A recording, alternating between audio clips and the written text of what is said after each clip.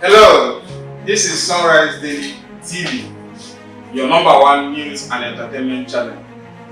My name is Prince Chimeze Richards, the CEO of Sunrise Daily TV and Sunrise Youth Entrepreneur Initiative, LTD GT. Please make Sunrise Daily TV your #1 news channel. Yeah, what's up, ladies and gentlemen? It's your favorite boy TC Virus, aka Oga Director. Guys, I want you to subscribe to Sunrise Daily TV. Sunrise Daily TV. Now beg at the beg una. Subscribe for more updates. Good morning, good afternoon, good evening, depend on where you dey. This na Sunrise Daily TV Pidgin. We don come again with our ogbonge tori. Make you put ear for ground, hear the tori wey we carry come una domot. They say gunmen don kpai 2 persons during attack wey happen for military checkpoint for Eda local government area, Ebonyi State. We dey hear say the tragic incident say happen along the Amangwu axis of the Amasiri Owutu road for Friday, August 2. According to amebo person wey see wetin happen, e yarn say the gunmen say dem carry out this attack with motorcycle. The amebo person yarn say na soldier and one of the gunmen na im kpai during the gun battle.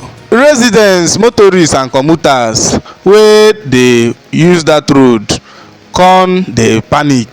The state police tok-tok person wey be DSP Joshua Okando don confirm the attack. E yarn say the hoodlums say dem bin dey shoot anyhow wey oyibo dey call sporadically as they attack the military checkpoint for the early hours of Friday, August 2. Okando come dey yarn say the command never get the full details if they get any casualty, but im come dey affirm say the kpai people wey carried out this attack say they never fit identify them, say they operate with a motorcycle.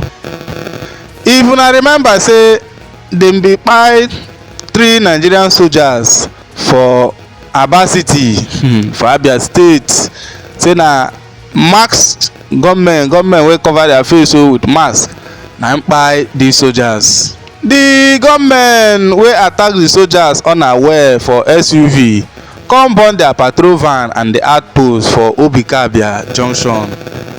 We dey hear say the military aircraft bin start dey hover around Aba city centre after the attack on Thursday, May 30. They get another pandemonium for the commercial city of Aba as gunmen go attack police checkpoint come kpai 2 officers. The daredevil gunmen dey say they also injure 1 other policeman during the attack wey happen for Opopo junction along Ikore Ipene road, Ogbohi. They say the tragic incident happen barely a month after some soldiers wey dey attached to the 144 battalions bin kpai. My people, na here we go shift body comot from this matter. They say Sowore don defy Adegboruwa, declare say nationwide protest against hardship go continue. Omoyele Sowore wey be activist wey we know say im follow as one of the organisers of the EndBadGovernance demonstration for Nigeria on Friday, August 2, don thank protesters for staying the course since dem start the action for post wey make for im verified X wey be former Twitter handle. Sowore come dey yarn say in addition to street marches, say pipo for home make dem come out with their empty pot and pan come join dis protest against hunger, poverty and starvation. Sowore na two-time presidential candidate. He write with video wey him post. My pipo, we still dey on top of the matter o. My pipo, dey say take it back movement don counter the lawyer wey name na Adegboruwa, say the protest say e must continue till Tinubu government meet their demands. Matter dey red o. Damilare Adenola, wey be the director of mobilization for the Take It Back movement, a non-governmental organization, don yarn say the ongoing EndBadGovernanceProtest against economic hardship say e go continue until Niger Presido wey be Bola Ahmed Tinubu go address the demands of the organizers. In dey yarn dis one for Channels TV on Friday. Adenola come dey emphasize say the nationwide rallies wey enter their third day say e must continue despite calls make dem for suspend am. Adenola come dey clarify say human rights lawyer Ebonyi Adegboruwa say e no dey represent the group, although say Adegboruwa bin don write to security agencies dey seek protection for the protesters. Adenola come dey express concern say fifth columnist bin don infiltrate the rallies but im group no go halt the 10-day protest.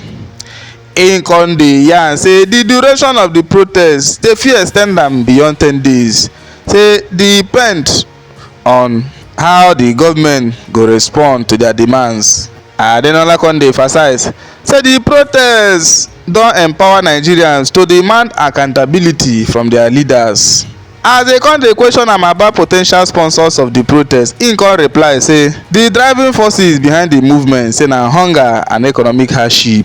E come dey add if the federal government dey genuinely committed to address the people and their struggle, say Tinubu for don respond to protesters' demands, say na to indicate sense of urgency and concern for the citizens' well-being. Sunrise Daily TV pidgin bin don report say the protest wey dem tag end bad governance in Nigeria wey enter day 2 and day 3 on Friday and now Saturday August 3rd 2024 say na to draw attention over the unbearable hunger, deprivation and excessive hardship wey don dey ravage the country following wetin dem call devaluation of naira and removal of petrol subsidy.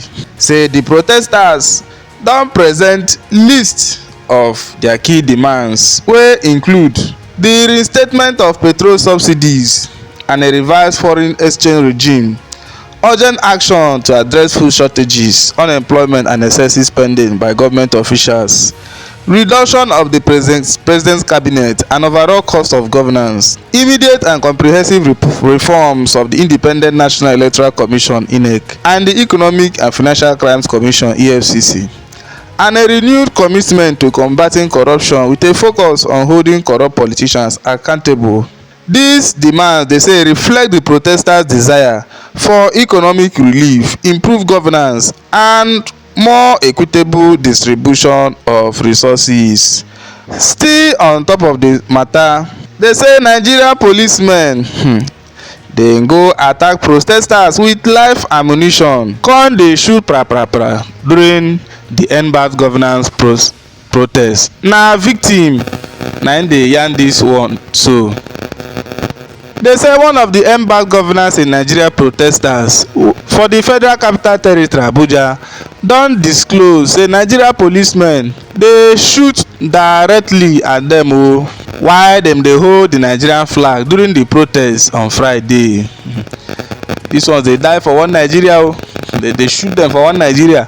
They dey protest dey hold Nigerian flag as lovers of Nigeria. The victim for video wey Sunrise Daily TV pidgin obtain on Friday dey yarn say the police bin barricade, attack, come shoot are several protesters near the National Hospital for FCT. Im con dey explain say the police con start dey hit dem with iron and big woods. Dey yarn say dey con kampe for their safety con run enter bush for their lives. My people, no be small thing o, no be small thing o. The thing be say, does Nigeria worth dying for? Betterment of Nigeria, can Nigeria ever be better? Na question wey we need to ask, wey the masses need to answer. How long una don dey protest, carry placard, carry flag, protest? E no dey change this government, e no dey move them. E no dey move. E get language wey dey move Nigeria government, my people. Now I go answer that one o. My people, be like na here we go draw body, na here we go shift patapata comot for this matter. We go come back again o, come bring una another tori. In case say you never subscribe, make you go hit the subscribe button o. Dey on standby, dey wait for our ogbonge tori. No forget say na dem say news dey bring una this tori for Sunrise Daily TV pidgin section. Una do.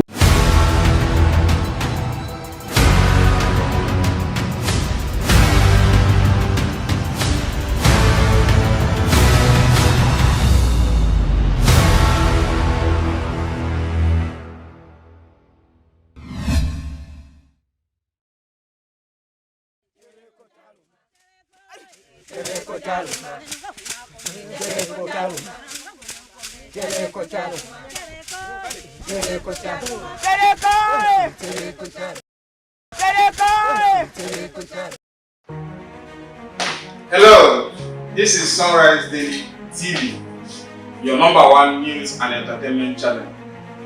My name is Prince Chimeze Richards, the CEO of Sunrise Daily TV and Sunrise Youth Entrepreneur Initiative, LTD GT. Please make Sunrise Daily TV your number one news channel. Yeah, what's up, ladies and gentlemen? It's your favorite boy, TC Virus, aka Director. Guys, I want you to subscribe to Sunrise Daily TV. Sunrise Daily TV. Now beg at the beg. Subscribe for more.